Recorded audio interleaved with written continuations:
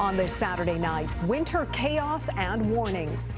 A deep freeze hits central and eastern Canada as millions of Americans face what could be the heaviest snowfall in over a decade. We're just asking all of our residents, please take this storm seriously. The precautions being taken as much of the U.S. is threatened by a major storm.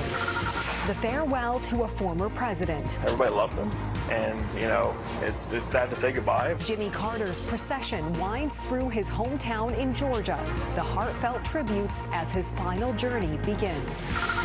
Renewed calls for justice in the death of a residential school survivor, what the family and community leaders are asking for. Plus, celebrating Indigenous pride, culture, and resilience. It kind of gave back my identity, reclaiming who I am, an Indigenous woman. How National Ribbon Skirt Day is inspiring stories of tradition and strength. Global National, reporting tonight, Nitu Garcha. Good evening and thanks for joining us. Millions of Canadians from the prairies all the way to the East Coast are bracing for a fierce blast of winter tonight, part of a deep freeze that's affecting tens of millions on both sides of the border. This was Saskatoon today, where the bitter cold is already settling in. Temperatures could plummet to -40 with the wind chill across the prairies. There is a snow squall warning in southern Ontario. Blowing snow is expected in parts of Quebec, and a weather bomb could batter Newfoundland and Labrador with heavy snow and strong winds overnight. In the U.S., the massive winter blast is already bearing down as officials urge people to be prepared. Catherine Urquhart has our top story tonight. Last-minute clearing of sidewalks and roads continues as a large section of the U.S. braces for heavy snow, ice, rain, and severe thunderstorms. The massive storm is expected to impact an estimated 62 million people. Some of the amounts that we're seeing that are in some of the model data could top the Groundhog Day 2022. That was February 2nd and 3rd of 2022. St. Louis received almost 7 inches of snow that time. Columbia was almost 10 inches. Some regions fear more scenes like this in New York. A dump truck driver lost control going over a cement barrier. It was caused in part by lake-effect snowbands that have been streaming in off the Great Lakes in advance of the major storm. We're just asking all of our residents, please take this storm seriously. As the mayor stated, if you don't need to go out, stay off the roads. Allow our crews to do their work. Very, very slick. So let me get some traction here and watch my feet here. Ready for this? That's what we're dealing with out here. It's expected the freezing rain, sleet, and snow could bring down power lines and make roads impassable. But when you get that type of weight, that water weight that is sticking to the tree branches, and you start to add wind, especially in those cases, you're talking about tree limbs down, power lines down. That could be power outages that could last days in some cases. The snow, ice, and blizzard conditions are anticipated in at least a dozen states. Catherine Urquhart, Global News, Vancouver. Emergency rooms across Quebec are reporting serious overcrowding. Many are operating at close to 200% capacity today. As Matilda Cerrone reports, patients are having to wait hours for help or being sent home without seeing a doctor. On Saturday, most emergency rooms in Montreal were operating well over capacity. The Royal Victoria Hospital was the busiest, with 191% of beds occupied. Our healthcare system's pre-existing conditions got us off the wrong foot. There is less bed available. There's 200 more beds compared to last year, which are blocked by patients who are not supposed to be in the hospital. But flu, RSV, and COVID-19 cases are the main culprits, bringing 2,000 extra people to Quebec's ERs after the holidays every year. And there's nothing we can offer in the emergency department right now, unless you have some medical conditions, and then yes, we'll probably have to keep you for safety measures. Dr. Schulman thinks Quebec's government should have better advertised alternative resources. I don't need to see you if you're having a sore throat or a urinary tract infection. They really have not done a very good job of explaining to people when you can see a pharmacist, when you can call 811, when you can go on to the Click Santé, and when you should really go to the emergency room. He worries he's not seeing those who need him the most. The people who actually should be coming to the emergency room are the ones who are afraid to come or delay or don't come. On the other hand, things are actually better than last year. They're still not acceptable. There's still 1,500 Quebecers who left the emergency department yesterday without seeing a doctor. Dr. Boucher hopes the government's next steps will allow patients to receive better care and give healthcare workers a chance to breathe. Every shift you go in, you know you're going to give your 100%. There's patients who needs care all the time. You feel bad leaving your shift, even though we stay later. Matilda Cerone, Global News, Montreal. A mother of 3 and her father were remembered last night during a vigil in Calgary. Police believe they were victims of a targeted attack allegedly carried out by the woman's husband. Just days later, a similar tragedy in Halifax is further raising alarms about the growing issue of intimate partner violence across Canada. As Scott Roberts reports, advocates are calling for changes to the legal system to better address the pressing concern. If you know of someone who is quietly suffering and is afraid to leave, do what you can to listen. They came by the dozens in frigid conditions following an act of cold-blooded violence. Family and friends gathering by candlelight Friday night outside the Calgary home of Anya Wardzala-Kaminski, a mother of 3 found dead on Sunday. We knew her because she was a young mom in the community. The 2 oldest played soccer. Her father, Stanislav Wardzala, was also killed, police say, at the hands of Anya's husband, who then turned the gun on himself. According to family, following a rough few years in the marriage that came to a head in a Christmas Day argument. My sister at that point, she basically said that this was the final straw. She was not going to be able to handle dealing with the relationship. It's one of 2 cases this week with circumstances eerily similar. In Nova Scotia, Coralie Smith and her father, Bradford Downey, shot and killed by her boyfriend, Matthew Costain, who was also found dead from a self-inflicted gunshot wound. The victims remembered by their local pastor. Fun-loving, nicest guy you ever want to meet. For Coralie, she just embodied him. Experts say it is all part of a concerning trend. Statistics Canada says cases of intimate partner violence reported to police involving female victims has been increasing over the last decade, peaking at 540 reports per 100,000 people in 2021. And it has some calling for the federal government to include a new term in the criminal code, femicide, the killing of a woman by a man on the account of her gender. A needed shift in our legal system in Canada includes moving beyond each incident of intimate partner violence as a standalone incident. In the meantime, 2 communities continue to mourn victims. God bless you, Anya. You and your father will not be forgotten. Knowing full well family violence will claim more. Scott Roberts, Global News, Edmonton. The 6-day public farewell for former U.S. President Jimmy Carter has begun in Georgia, a state the 39th president proudly called home. A motorcade carrying his flag-draped casket made its way through his hometown and to the state capitol today as hundreds lined the streets to pay their respects. Jamie Dahl takes us through the proceedings and the beginning of his remembrance. The men whose job it was to protect him after he took the highest office in the United States walk by his side in this final assignment. Strong and stoic until the final car in the procession leaves. The motorcade carrying the body of President Jimmy Carter passes by a century's worth of memories and milestones, the majority made in this small, quaint Georgian community where he was born, married, and died. It has close to the same population of about 700 as it did on the day Carter came into it 100 years ago. But his legacy and loyalty here is immense, reflective in the crowd lining the road to pay their respects.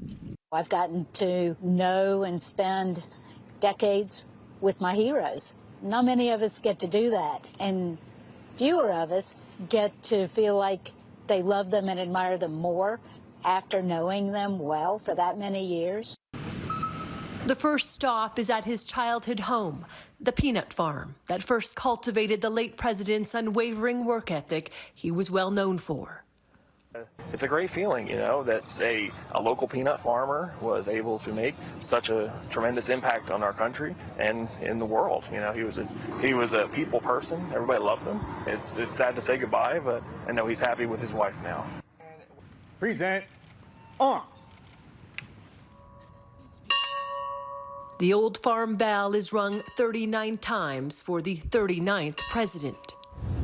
The procession makes its way to Atlanta, Georgia, where Carter's political life started as a senator and then governor. He will lay in repose at the Carter Presidential Center before heading to Washington, D.C. on Tuesday. President Carter will return to his beloved Plains, Georgia, to be laid to rest next to his wife of 77 years. The plot visible from the front porch of their legendary home. Jamie Dahl, Global News, Calgary. U.S. President Joe Biden handed out the Presidential Medal of Freedom Awards today. It's the highest civilian honor in the U.S., and a Canadian was among the 19 people recognized. Michael J. Fox.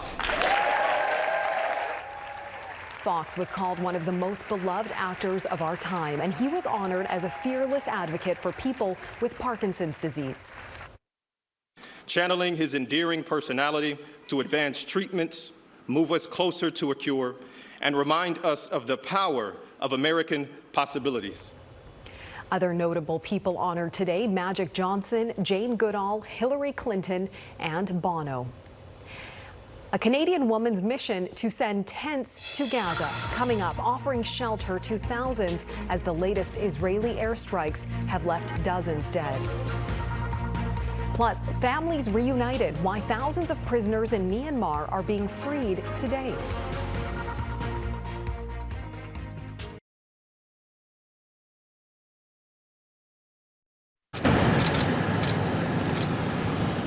A U.S. military plane arrived in Haiti on Saturday with some much-needed manpower to help fight gang violence. 75 Guatemalan troops have joined a contingent of 400 foreign officers who are helping to keep the peace as part of a UN-backed mission.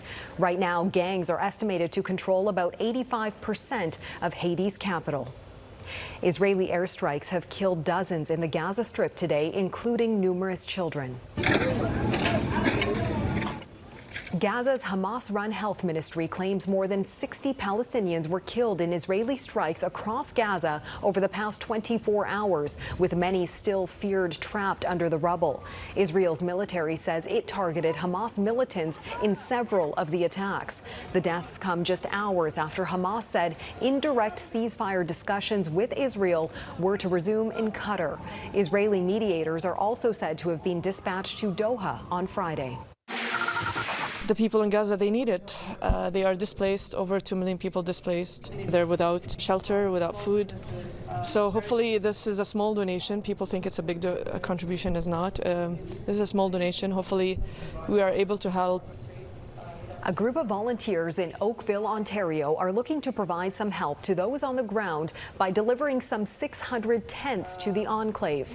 They'll be transported to Jordan by Royal Jordanian Airlines before being delivered to Gaza by the Jordanian Air Force. This shipment follows a delivery of 400 tents last year.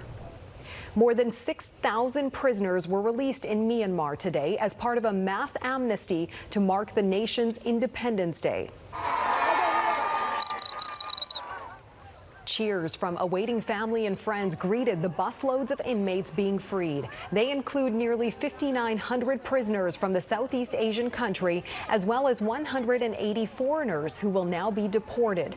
They're just a small portion of hundreds of political detainees locked up for opposing army rule since the military seized power in February of 2021. At least 8 people have died after a fire ripped through a covered market selling predominantly fruit, vegetables, and seafood in northern China. 15 others were injured in the blaze, which broke out around midday. The fire was extinguished about 2 hours later. An investigation into the cause is underway.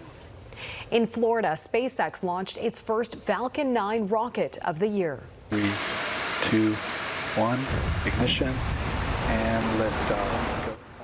The rocket lifted off from Cape Canaveral last night. It's carrying a satellite that will provide mobile communication services through Europe, the Middle East, and Africa. The rocket's booster returned to Earth, landing on SpaceX's drone ship. It's the 20th flight and recovery for this Falcon 9 first stage booster. Unanswered questions. Ahead, new calls for justice in the sudden death of residential school survivor Douglas Eustache.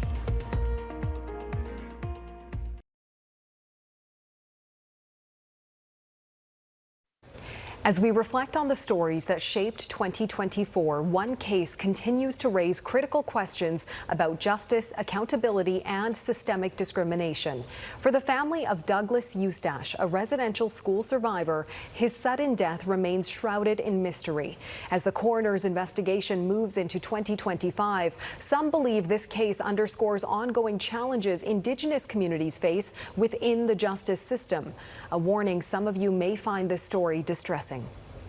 We also are really close. Daryl Eustache's beloved brother, Douglas Hyacinth Eustache, was found unresponsive in a townhouse complex in Kamloops, BC on June 8th. He died hours later in hospital. Doug was my youngest brother. Eustache was a generous man. He was just a very giving and caring person. It was always about somebody else, not so much about himself. Very likable and funny, humorous fella. He was a residential school survivor who struggled with alcohol addiction and mental health. The family says they were told he's believed to have fallen down the stairs. The injuries were quite traumatic blow. And so our family is kind of at a loss, and because the RCMP are stating that it wasn't foul play. Big gash on his head and his shoulder was screwed up. And it looked like been punched lots of times. Neighbor Jason Byron says he saw Eustache and 3 others entering the unit, and all of them except Eustache leaving the next morning. There was blood upstairs, there was blood downstairs, and they had a stun baton in there. Were you interviewed by police? No. Eustache's sudden death has raised questions for his family and the community, which has long faced systemic discrimination. The BC Assembly of First Nations says Indigenous people are twice as likely to experience a problem with the criminal justice system and to mistrust their local police service. How First Nations deaths are treated, especially under suspicious or unusual circumstances, need to be taken more seriously, especially in the case of Douglas Eustache. Terry Teegee is advocating for justice and police reforms. Transitioning from at least First Nations police forces from program funding to essential services funding. I wanted to get out of there so bad. I was there from 71 to 75. In a 2021 Global News interview, Eustache opened up about his experience in the assimilation institution known as the former Kamloops Residential School. I was raped and abused, mentally, physically, sexually, and all that. He encouraged survivors to seek help, as he had been doing at a local recovery home. In his addiction, he said he'd go to the office every morning and call up there, see if we had a spot for him. In a statement, Kamloops RCMP said every sudden death, regardless of the identity of the deceased, is investigated with equal urgency and thoroughness. That is an outright lie. There's more than enough evidence out there that shows that cases involving Indigenous peoples are not treated the same. Kamloops RCMP told Global News there are no developments in the case. Neighbor Jason Byron says he still hasn't been contacted by police for a statement or an interview. Eustache's loved ones say their rallies for justice aren't a fight for one man. It's part of a movement for recognition and change in a system that too often neglects Indigenous voices. It's not only for him, it's for our First Nations people to be able to work together and heal together.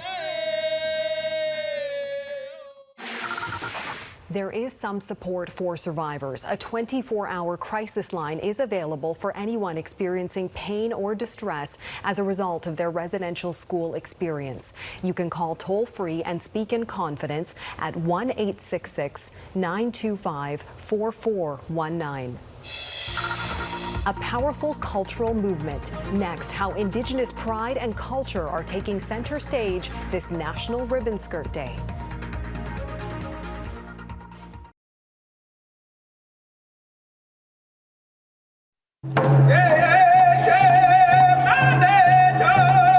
A vibrant display of color, bold patterns, and intricate designs in Winnipeg today as Indigenous people there and across the country celebrate National Ribbon Skirt Day. Global's Anna Mandan spoke with a pair of seamstresses in New Brunswick to find out what the day means to them. This is the first ribbon skirt Rita Martin ever wore. It was inspired by the Every Child Matters movement. I could have been one of those children. I'm a residential school survivor. Born in 1953, she attended a residential school in Nova Scotia where she wasn't allowed to speak Mi'kmaq. But now she sews and sells ribbon skirts and teaches others how to as well. She wants this generation to have access to their culture, especially her family. It kind of gave back my identity, reclaiming who I am, an Indigenous woman. January 4th is National Ribbon Skirt Day, implemented after elementary school student Isabella Kulak was told by school staff that her skirt wasn't formal enough. Local ribbon skirt maker Tammy McKinnon is Red River Métis and says her father was a residential school survivor. She wasn't raised with Indigenous traditions. Realizing that, yes, I was Indigenous enough to wear a skirt, right? So I thought, well, cool, and I'm going to make some nice skirts. I'll make them for other people. She sells her skirts at a Sedunsisk or St. Mary's First Nations store and teaches young people how to make their own. I'd rather they learn to make them, and that way they can pass on the culture aspect of it too. And she's expanded, creating ribbon-skirted dolls. When the need arises, she even donates her skirts. When you wear it, when you put it on, you feel like part of something, and you feel empowered. Anna Mandan, Global News, or Mukdo, New Brunswick. Beautiful designs and a powerful movement. That is Global National for this Saturday night. I'm Neetu Garcha. Tonight's Your Canada is Blow Me Down Provincial Park, Newfoundland and Labrador. Thanks for watching and hope you'll join us again tomorrow.